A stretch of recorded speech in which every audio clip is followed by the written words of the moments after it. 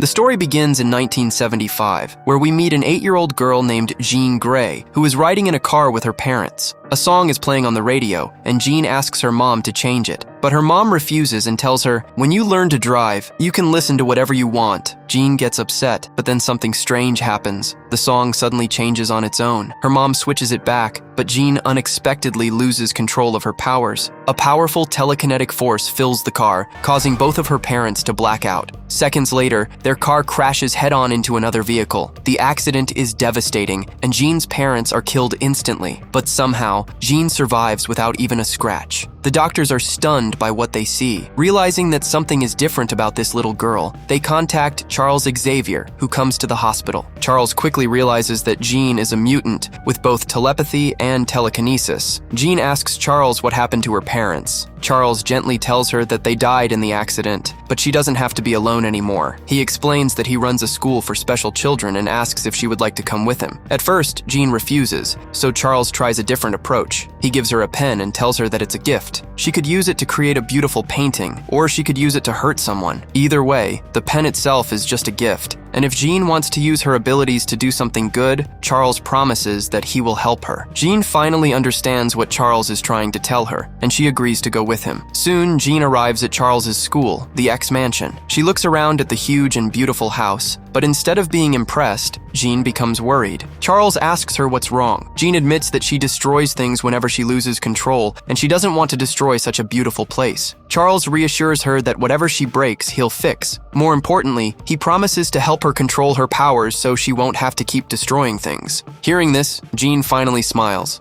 The story then jumps forward to 1992. NASA has sent a team of scientists into space aboard a shuttle, but something suddenly goes wrong. The shuttle loses communication with NASA, leaving the astronauts stranded in orbit. Charles and Hank are watching the situation unfold on the news when Charles receives a call from the President of the United States. The President asks Charles to help rescue the scientists. Charles turns toward Hank and gives him a signal. Hank transforms into his blue beast-like form, and the X-Men quickly assemble for the mission. The team includes Mystique, Storm, Nightcrawler, Cyclops, Jean, and Quicksilver, with Hank supporting them as well. They board their spacecraft and head into space. Soon, they spot the damaged shuttle. But there's another problem. A mysterious energy cloud is moving toward the shuttle, and it's getting closer by the second. The shuttle is spinning violently, making it almost impossible for Nightcrawler to teleport inside. So Cyclops uses his laser beams to slow the shuttle down. Mystique sends Nightcrawler and Quicksilver into the shuttle. Once inside, Quicksilver quickly releases the scientists from their seats and brings them to Nightcrawler. Nightcrawler then teleports everyone back to the X-Men's spacecraft. But one of the scientists suddenly reveals that their commander was working inside the airlock when everything went wrong. He's still trapped inside the shuttle. Mystique doesn't want to risk sending anyone back, but Charles uses Cerebro to communicate with her. He tells her that Jean can keep the shuttle from breaking apart, giving them a chance to save the commander. Mystique finally agrees. She sends Jean and Nightcrawler back into the shuttle and gives them only 30 seconds before the mysterious energy reaches them. Jean uses her telekinetic powers to hold the damaged shuttle together while Nightcrawler searches for the commander. 20 seconds pass, but there's still no sign of him. Then, with only 5 seconds left, Nightcrawler finally finds the commander. Unfortunately, the strange energy has already reached them. Nightcrawler manages to teleport himself and the commander back to the X-Men's spacecraft, but Jean is left behind. Everyone watches in horror as the mysterious energy surrounds Jean and begins flowing directly into her body. Then,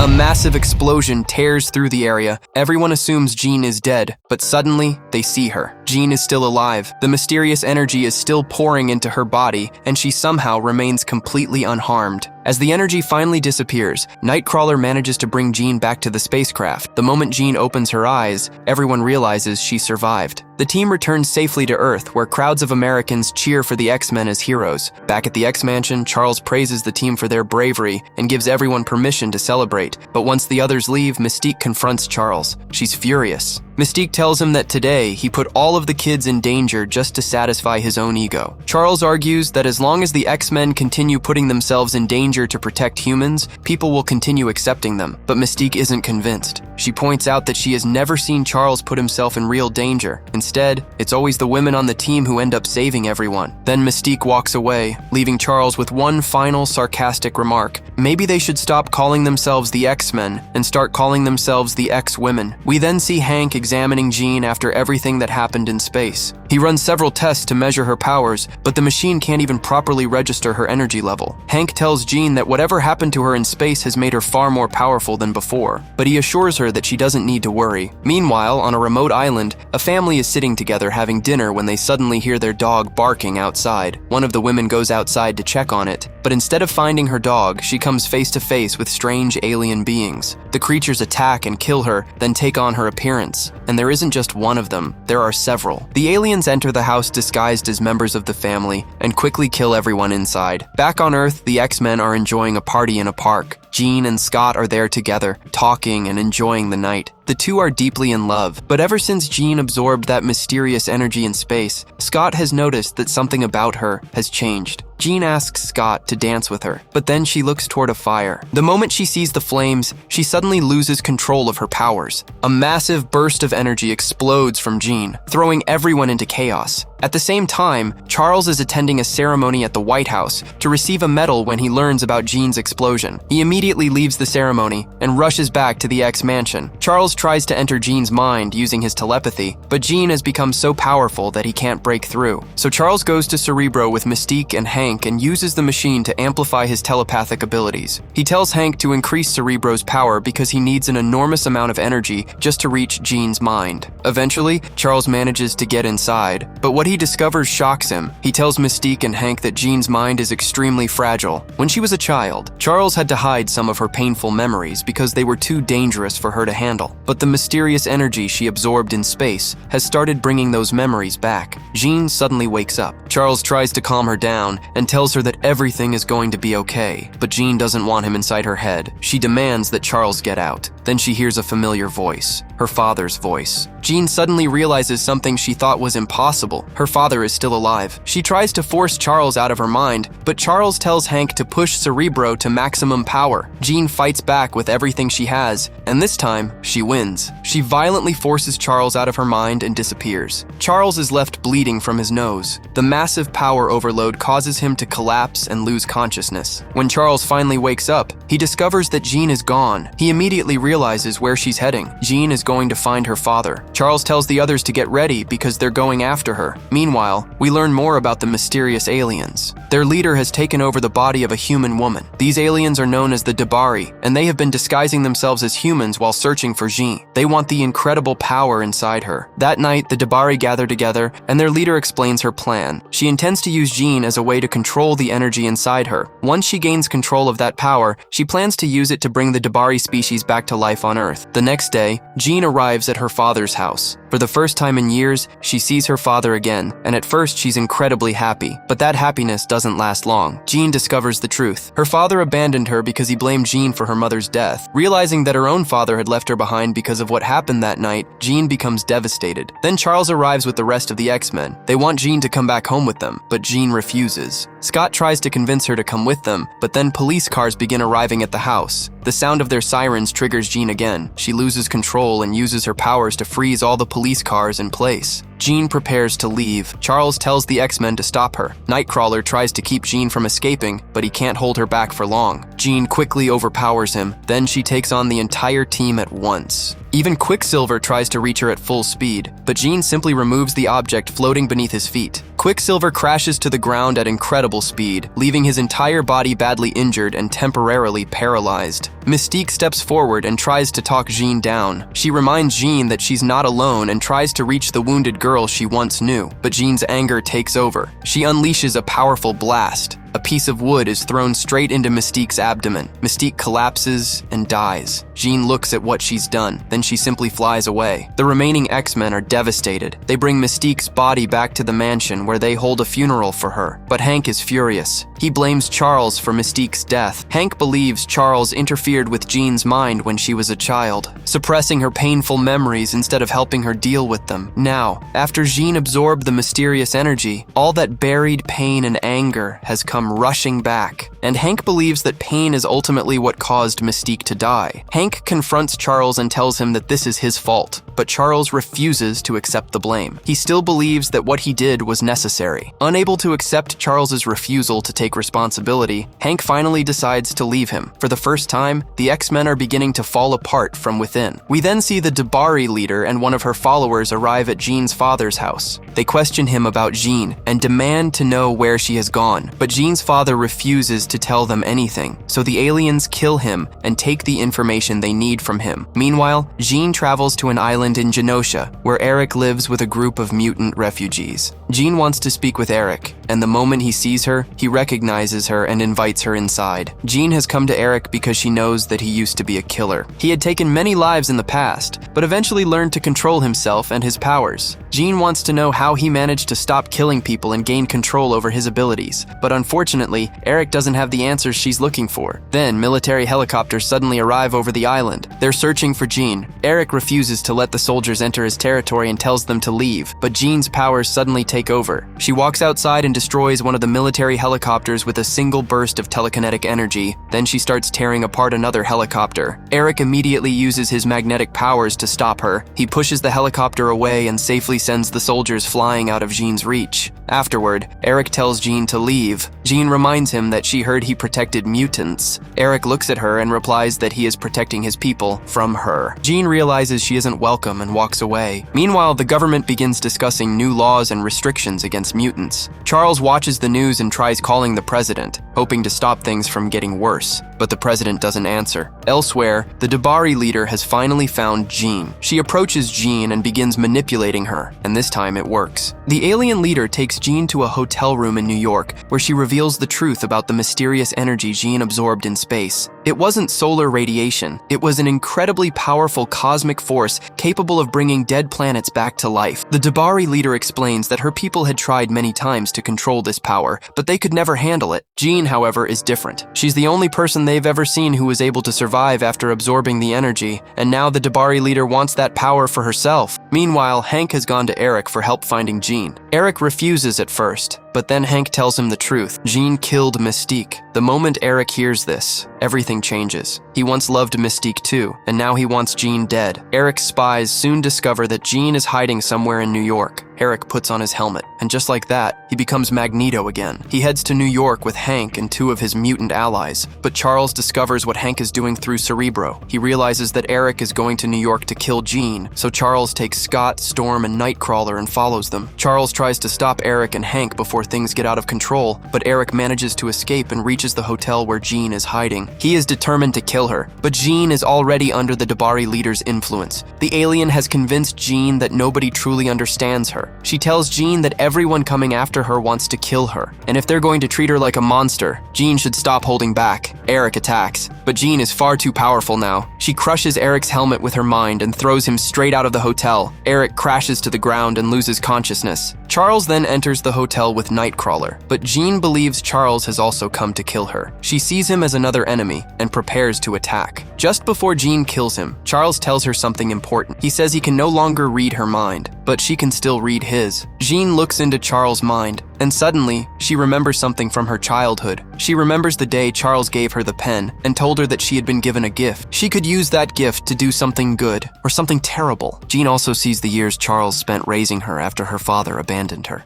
She realizes that Charles had been the one person who never gave up on her. Jean finally lets Charles go. Then she turns toward the Dabari leader and tells her that she doesn't want the power anymore. She wants the energy taken out of her. That's exactly what the Dabari leader has been waiting for. She places her hands on Jean and begins pulling the cosmic energy out of her body. Jean starts losing consciousness. Charles begs the Dabari leader to stop, warning her that Jean will die if she takes all of the energy. But the alien doesn't care. She tells Charles that his life means nothing to her. She plans to kill everyone. Charles tells Jean to get away from her, but Jean is already unconscious. Suddenly, Scott arrives. He sees Jean in danger and immediately fires his powerful optic blast at the Dabari leader. Outside the hotel, the military has arrived. The soldiers begin capturing the mutants one by one. They knock them unconscious and place special collars around their necks. These collars are designed to suppress mutant abilities by locking their powers inside their bodies. making it impossible for them to use their abilities. The soldiers enter the hotel and put the collars on Scott, Charles, and Jean as well. They capture them and take everyone away. The military loads all the captured mutants onto a train headed for a mutant prison. None of them can use their powers because of the collars, and Jean remains unconscious throughout the journey. During the trip, Charles finally admits that he was wrong. He apologizes to Hank for what he did and accepts responsibility for interfering with Jean's mind when she was a child. Charles also warns everyone that the aliens will come back for the energy inside Jean, and if the Dabari manage to take that power, they'll use it to destroy everyone. Eric and the other mutants finally understand how serious the situation is, but before they can do anything, the train passes through a tunnel. Suddenly, dozens of Dabari climb onto the train. They begin trying to break inside. Eric tells the soldiers to release them so they can fight the aliens, but the soldiers assume the mutants are simply trying to escape. Then the soldiers open fire, but their bullets have absolutely no effect on the Dabari. Realizing they're dealing with something far more dangerous, one of the soldiers finally removes the mutants' collars, and the battle begins. The mutants unleash their powers against the Dabari. Eric and Charles's teams fight side by side, throwing the aliens off the train and destroying as many as they can. Charles tries to reach Jean while Scott protects him. Storm unleashes devastating lightning strikes, taking down multiple Dabari at once. Nightcrawler fights with incredible speed and courage, teleporting around the train and attacking the aliens from every direction. Eric uses his magnetic powers to crush the Dabari against the train compartments, finishing off the ones that refuse to die. But then, the Dabari leader arrives. After absorbing some of Jean's cosmic energy, she has become incredibly powerful. One by one, she takes down the mutants and easily pushes through their defenses. Then she begins moving toward Jean. Charles is beside Jean, desperately trying to wake her up. Suddenly, Jean appears inside Charles's mind. She speaks to him directly. Charles apologizes for what he did to her. He admits that he interfered with her memories and hid the truth about her childhood. But Jean finally understands why he did it. Charles may have made mistakes, but he had always tried to protect her. He gave Jean a family, he raised her, and he never abandoned her. Jean forgives him. Then she tells Charles something that immediately catches him off guard. "I know what I have to do." Charles asks what she's going to do, but before he can get an answer, Jean opens her eyes. Suddenly, she uses her incredible power to lift the entire train into the air. Jean tells Charles that she's going to protect her family. She creates powerful energy shields around the mutants, protecting them from the Dabari. Then she crushes the attacking aliens between the train compartments. Jean carries everyone away from the train and brings them to a deserted area, but the Dabari aren't finished. They surround Jean and attack her from every direction. Jean doesn't even fight back physically. Instead, she unleashes her full power. One after another, the Dabari are engulfed in flames and reduced to ash. Soon, only the Dabari leader remains. She approaches Jean and begins absorbing the cosmic energy from her body. Jean allows her to take it. At first, the Dabari leader seems to be winning, but after absorbing more and more of the energy, she begins suffering. The power is too much for her body to handle. Jean grabs her hand and continues feeding the energy into her. The other mutants are still nearby, but even they begin suffering from the overwhelming power radiating from Jean. The Dabari leader realizes what Jean is doing and tries to stop her. She warns Jean that if she kills her, everyone nearby will die too. She tells Jean that she doesn't know how to control her own power. Jean hesitates. Then she makes a decision. She grabs the Dabari leader and flies straight into space. Once they're far away from the others, Jean finally unleashes the full force of the Phoenix energy. The Dabari leader is destroyed, but Jean disappears as well. For a moment, everyone believes Jean sacrificed herself to save them.